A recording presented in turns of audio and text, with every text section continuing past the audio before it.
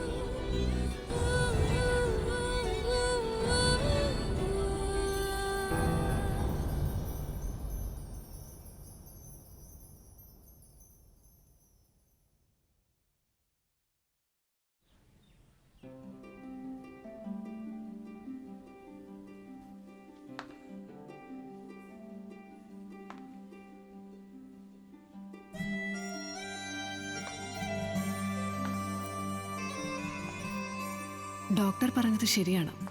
The result is positive. I M pregnant. പക്ഷേ ഈ കുഞ്ഞ് എൻ്റെ ഭർത്താവ് ഹരിയുടേതല്ല. ഭർത്താവിൻ്റെ തിരക്കുകൾ കാരണം കൂട്ടുകാരൻ സാമിൽ നിന്ന് കിട്ടിയ ജാരഗർഭം. അതാണിപ്പോൾ എൻ്റെ വയറ്റിൽ. ബിസിനസ് കഴിഞ്ഞാൽ മോട്ടോർ കാറുകളുടെ വേഗത്തിലായിരുന്നു ഹരിക്ക് കമ്പം. പ്രായത്തിനും അപ്പുറമുള്ള വല്ലാത്ത ക്രേസ്. 2 ആഴ്ച മുമ്പ് ദുബായിലെ ഒരു ആക്സിഡന്റ് ഹരിയെ കിടക്കയിലെത്തിച്ചു. നട്ടെല്ലിനുണ്ടായ ക്ഷതം, മൈലൈറ്റസ്. ഡോക്ടർമാർ അദ്ദേഹത്തിന് പറഞ്ഞിരിക്കുന്ന ആയുസ് ഏതാനും മാസങ്ങളാണ്. അല്ലെങ്കിൽ എന്തെങ്കിലും മിറക്കൽ സംഭവിക്കണം.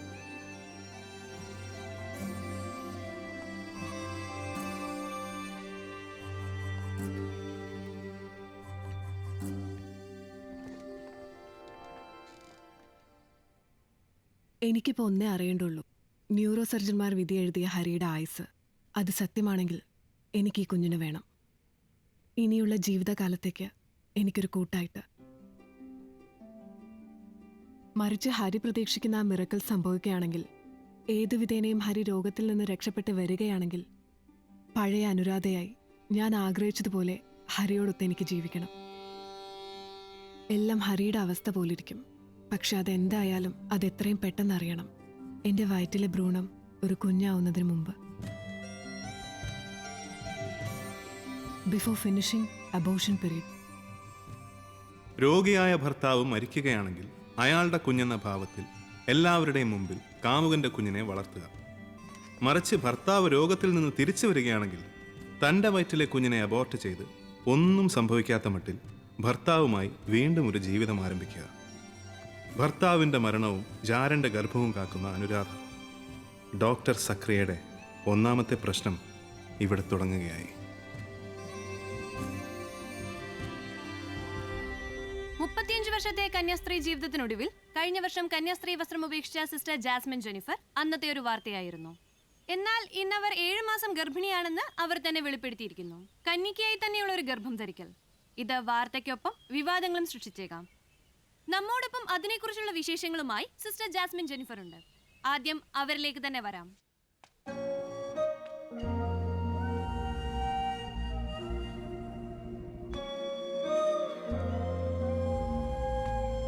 നീ വോളിയം ചെക്ക് ചെയ്തോ? Hello hello hello hello.